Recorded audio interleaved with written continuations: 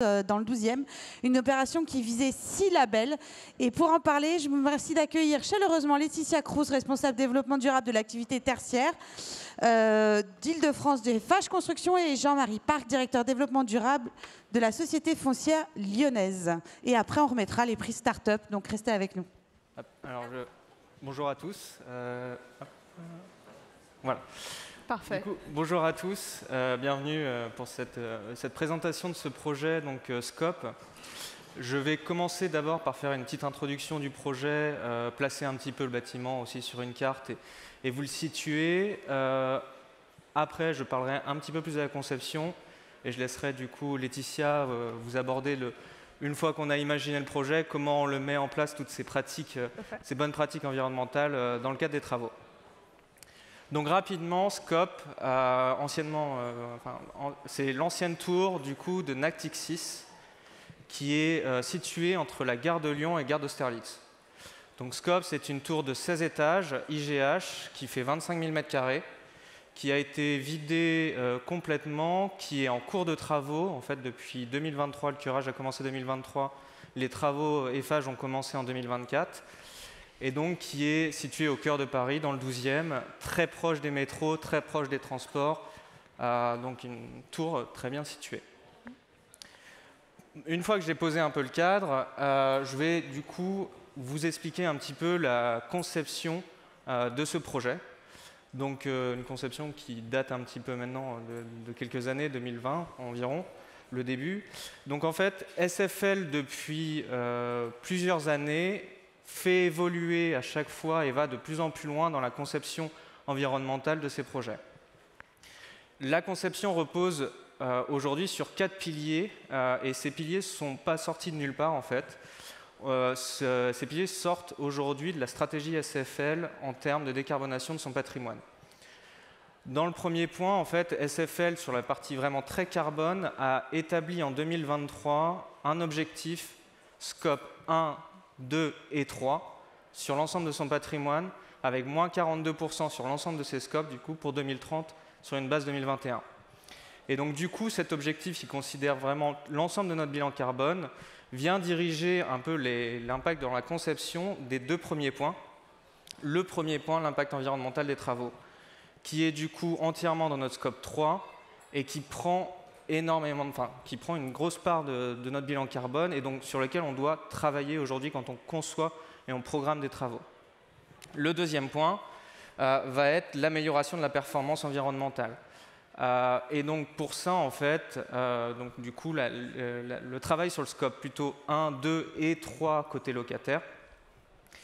Et donc on a un objectif de programmation assez important parce que SFL développe ses projets mais les exploite derrière également. Et donc, les émissions de CO2 que l'on prévoit pour le futur, elles seront dans notre scope et on aura un objectif opérationnel et non pas que commercial. Et ensuite, on a 2 autres objectifs qui vont être sur le projet un petit peu moins du coup sur le carbone, mais toujours dans l'aspect environnemental. Le premier sur la végétalisation du quartier.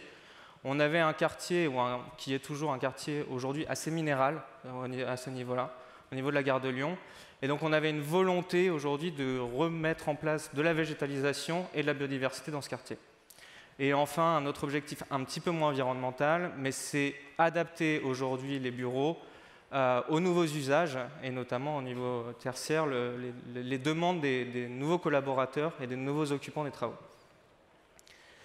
Donc, pour rentrer un petit peu plus concrètement dans les points que je viens d'évoquer dans la conception, on avait en fait aujourd'hui, du coup, sur les 2 premiers points, on a fait une stratégie de programmation d'éviter de toucher au maximum à l'ensemble de la structure du bâtiment.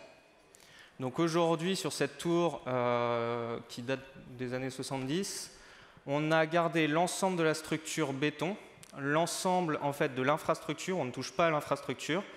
On a gardé l'ensemble des noyaux, on ne déplace pas les noyaux. Et le seul élément qu'on vient changer, ça va être la façade. Pourquoi on fait le choix de changer cette façade, même si ça va nous coûter du carbone dans nos travaux? C'est parce qu'en fait, on cherche à améliorer la performance, à améliorer le deuxième point, à améliorer les consommations futures. Et donc, on ne vient pas remplacer en fait, une façade par du 1 pour 1. On vient imaginé, on a imaginé avec le conseil Franck Boutet d'une nouvelle façade et d'imaginer à réorienter en fait ce bâtiment sans toucher à la structure. Comment on fait ça? Je ne sais pas si vous le voyez en fait ici sur le premier graphique que vous voyez. Aujourd'hui, historiquement, on avait un bâtiment qui était orienté sud-est, donc avec une orientation avec beaucoup de luminosité et donc beaucoup d'apports et beaucoup de besoins de climatisation, notamment en été. Et en fait, on vient décaler l'ensemble des fenêtres. Vous pouvez le voir sur l'image. Hop, le bouton, il va être là. Sur cette image-là, vous voyez qu'en fait, la façade n'est pas droite, mais la façade est composée de plis. Et donc, en fait, avec ce décalage-là, on vient réorienter légèrement vers le sud, décaler du coup les apports internes dans le matin et donc décaler le besoin de climatisation et donc réduire les consommations énergétiques de ce bâtiment. On a un autre avantage également sur cette façade-là. On va aussi, et ça c'est plus un avantage commercial, mais avoir accès aux plus belles vues de Paris. En fait, en décalant cette façade-là, on décale le regard de l'occupant vers du coup la Seine et le centre de Paris. Donc on donne accès à l'occupant à des plus belles vues de Paris. Et donc cette façade-là, entre autres, nous permet aujourd'hui de réduire énormément nos consommations après travaux. On a fait d'autres choix aussi dans la programmation qui vont être là plus énergétiques. Aujourd'hui, on a fait le choix de brancher ce bâtiment justement sur les réseaux de chaleur et de fraîcheur. Et donc on va avoir un impact assez important sur les consommations futures du bâtiment. À l'heure actuelle, avec les derniers calculs en fait, et tout ce qu'on a pu mettre en place, on atteint le décret tertiaire 2050 sur ce bâtiment. Donc on arrive en fait à réduire très très fortement de 60% nos consommations après l'état initial. L'autre objectif, c'était la mise en place de la biodiversité. Et donc là, aujourd'hui, on a les esquisses, parce que ce n'est pas encore le cas, c'est en travaux, donc ça ne ressemblera pas à ça si vous y allez, mais c'est dans la vision, on cherche vraiment à venir faire rentrer de la végétalisation à ce niveau-là, dans cette parcelle-là. Et donc on vient en fait multiplier par 3 la végétalisation sur le site. On avait un site très minéral avec, alors si les personnes voient un petit peu l'ancien bâtiment, un grand hall qui prenait beaucoup de place sur la parcelle, qui a été détruit pour redonner accès en fait, à de la végétalisation. Un autre point aussi, comme quoi des choix programmatiques peuvent cumuler des avantages. Je vous l'ai dit précédemment, on a fait le choix de se brancher au réseau de fraîcheur et donc de supprimer les groupes froids, ce qui nous permet en fait aujourd'hui de donner accès à la toiture, qui était historiquement technique, et d'aller végétaliser également cette toiture. Et donc on a vraiment, aujourd'hui, un espace végétalisé futur qui est beaucoup plus important que précédemment. Et on vient créer, en plus, ça vient participer également à la performance énergétique, parce qu'on vient de créer un îlot de fraîcheur au pied du bâtiment, et donc réduire un petit peu les consommations également. Et enfin, je vais passer rapidement, mais c'était le dernier point du pilier dont je parlais au début. On a cherché à adapter en fait cette tour aux futurs besoins, aux besoins actuels du bureau, en fait créant du coup des services avec une création d'un pavillon, d'un bâtiment, un petit bâtiment neuf à côté de la tour historique, où il y aura tous les services aujourd'hui qui sont demandés par les locataires, avec la création également de tiers-lieux dans la tour et un travail en fait également sur les verticalités, donc avec un accès vraiment à l'ensemble des espaces. L'idée aujourd'hui, et c'est ce que l'on voit dans les demandes quand on fait des questionnaires auprès de nos locataires, c'est que le collaborateur puisse travailler partout au sein de la tour. Et donc on cherche aujourd'hui à adapter en fait les besoins des futurs collaborateurs. Et donc, du coup, je vais laisser la main à Madame Cruz. Alors, un projet si ambitieux, donc était accompagné bien sûr du cahier des charges qui est aussi très ambitieux, qu'on mettait les titres pour notre REX, Mais ces cahiers des charges avaient surtout une approche globale, donc c'était tout à fait en cohérence pour répondre à tous les enjeux environnementaux du projet. Le premier, donc on est plutôt sur des, on va dire, des cahiers des charges plutôt classiques, donc du HQ et du BRIM, c'est des demandes assez courant pour tout ce qui est immobilier, des bureaux en France, et notamment en Île-de-France. Le deuxième pilier, c'était la performance énergétique, qui a été valorisée sur deux aspects, les labels BBCF Énergie Rénovation pour l'IGH et les BBCF Énergie pour les pavillons.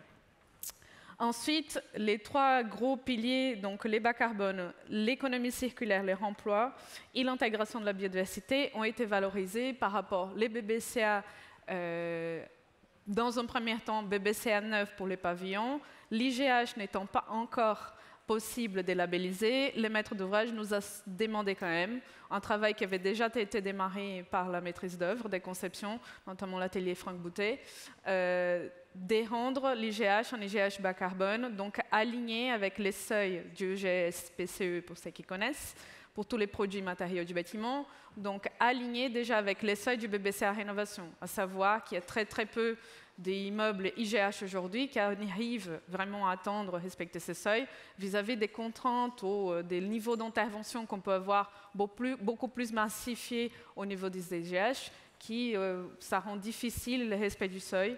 Dans les cas du scope aujourd'hui, c'est un projet qui est aligné vraiment BBCA Rénovation. Pour le deuxième enjeu majeur de l'opération, c'était le remploi. À savoir que dans toute la phase de curage, il y a aussi toute une phase de dépôt sélectif des matériaux. On va rentrer dans les détails par la suite, mais une bonne partie des matériaux, surtout des matériaux qu'on considère pour les IGH comme étant très carbonés, sont aujourd'hui prévus en remploi in situ sur l'opération. Les biodiversités, pour mettre en valeur toute la création des espaces verts qui est assez conséquente au niveau de la parcelle, c'est assez rare de voir ces niveaux d'aménagement paysager dans des projets en Paris intramuros. Et pour finir, les smart buildings vraiment plutôt directionnés pour l'usage des futurs utilisateurs. Donc une démarche d'économie circulaire vraiment globale, c'est-à-dire les projets ont réussi à répondre, on va dire, les 3 R un peu piliers dans l'économie circulaire. Donc le premier étant le remploi des ressources. Donc il y a vraiment une phase de dépôt soigné des matériaux qui, nous, EFAGE, on a pris en compte, on a pris connaissance à la prise de possession du site, qui était prévu vraiment en remploi in situ. Toute la partie du upcycling aussi, et la révalorisation des matériaux, c'est-à-dire l'acheminement un peu classique quand on fait des curages.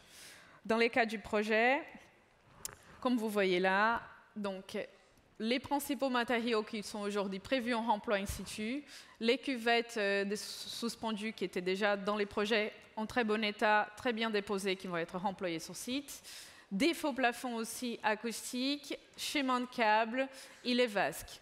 Mais dans les cadres des IGH, l'élément le plus important ou leur emploi, notamment pour la partie d'empreinte carbone du bâtiment, c'est les faux planchers. À savoir que les faux planchers existants sur les projets, c'est un petit faux plancher qui date, c'est du faux plancher béton. On n'arrive quasiment plus à trouver ce type de faux plancher aujourd'hui pour les IGH. On est plutôt sur du faux plancher en silicate, normalement du M0, à savoir que c'est un produit en lui-même, un œuf qui est très carboné. Donc aujourd'hui, sous la surface du projet, on va réussir à employer à minima 70% de ce qui existait. C'est quand même un taux assez important pour les projets et ce qui permet vraiment de considérer qu'il est assez bas carbone. Pour l'upcycling, donc certains matériaux nobles existaient dans les bâtiments, notamment les marbres et les granites. Pour les marbres, l'objectif du projet, donc comme vous voyez là, c'est qui était déposé, ils ont été déjà concassés, c'est de faire les terrazzo, donc dans les zones d'éco de l'opération. Et ensuite, pour tout ce qui était granit, notamment issu des vasques qui étaient déjà dans les bâtiments, ils ont été aussi concassés pour refaire un upcycling des nouvelles vasques. Et comme je dis tout à l'heure, en révalorisation des matériaux, c'est toute la démarche à la fois en curage et aussi actuellement pour la construction, pour atteindre des niveaux des taux de tri sur site et de valorisation des matériaux assez élevés. Dans la réflexion globale de la réhabilitation du IGH bas carbone, tant qu'entreprise générale, il y avait certains défis sur lesquels on était confrontés pour vraiment rendre ces projets les plus bas carbone possible. La sobriété architecturale, que c'était en partie pris du projet, c'est-à-dire démolir les minimums possibles, la grosse rénovation était vraiment axée sur les façades. Donc la réduction de la démolition, c'était déjà quelque chose qui même au moment de l'appel d'offres, pour accompagner les clients, on a poussé davantage, vraiment pour conserver au maximum des surfaces des planchers, et notamment les gros défis qu'on a travaillé beaucoup et qu'on travaille toujours encore parce que les chantiers étaient en cours, avec nos partenaires, donc les Goyer, les façadiers, donc assez connus, d'établir toute l'adaptation de la nouvelle façade avec les surfaces existantes. Donc, toute une partie des conceptions en phase comité d'études avec la présence du façadier était hyper importante, exactement pour intégrer toute cette nouvelle façade avec la structure existante. Pour les remplois de matériaux, donc la déposition qui était effectuée, mais surtout vis-à-vis du temps d'arrivée de l'entreprise sur site, toute la gestion logistique, il faut savoir pour la partie du remploi, c'est vraiment les nerfs de la guerre, et tout ça était très très très bien géré, notamment parce qu'on disposait d'espace en sous-sol pour pouvoir y stocker ces matériaux. Ça, c'était quand même un avantage pour les projets, et parce que les maîtres d'ouvrage aussi s'est entouré des partenaires qui ont pu leur proposer des solutions logistiques. Et aujourd'hui, pour l'entreprise, pour gérer ces remplois in situ, c'était assez confortable parce que tout était assez anticipé.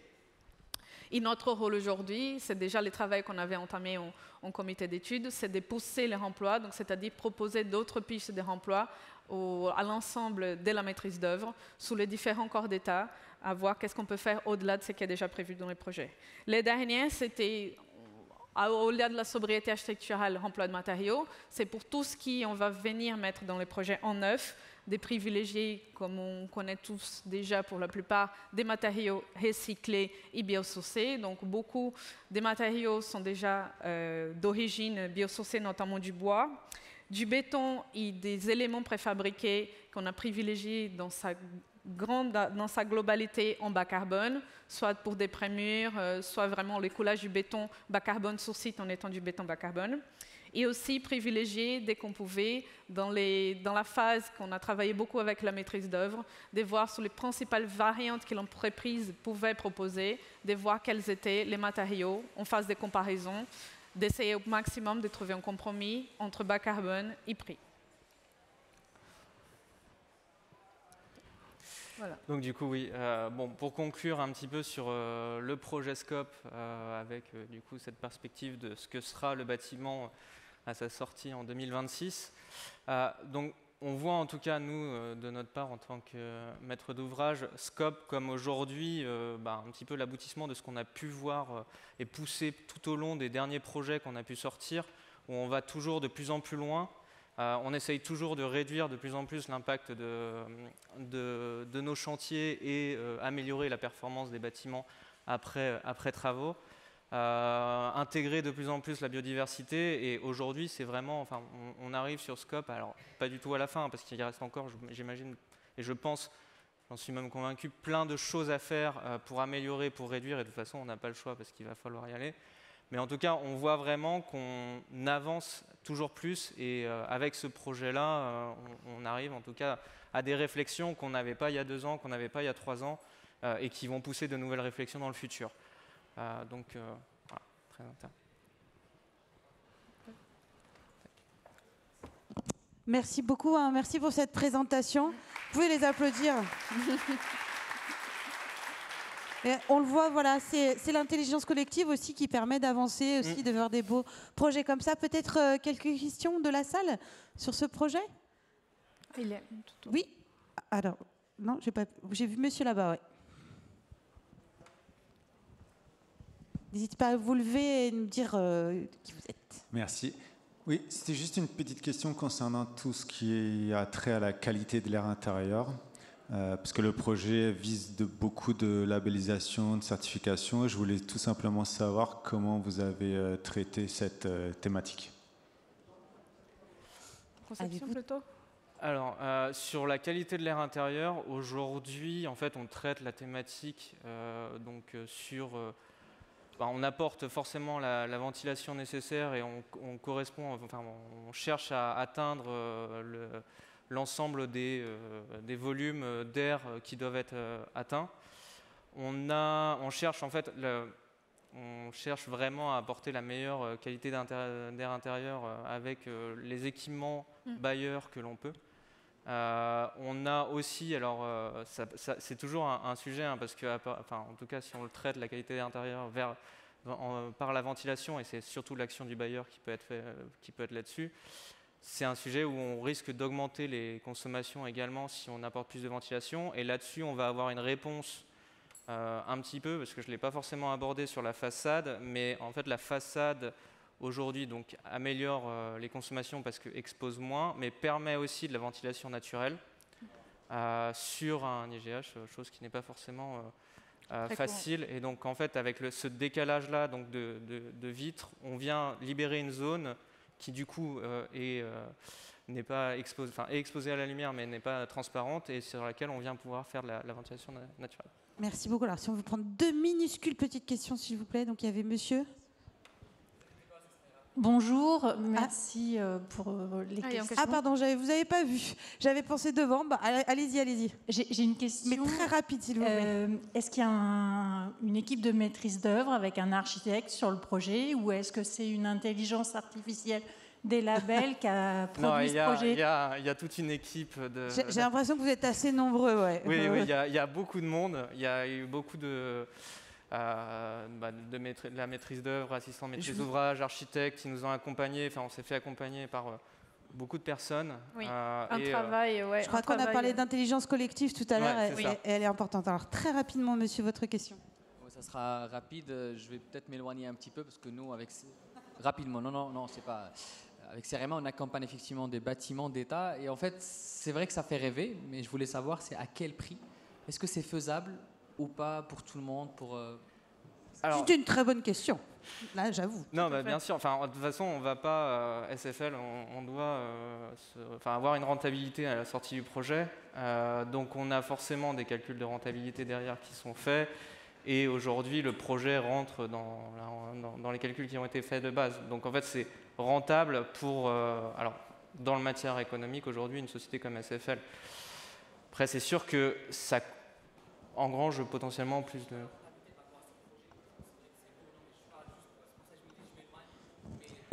Globalement, ouais, on va être obligé de...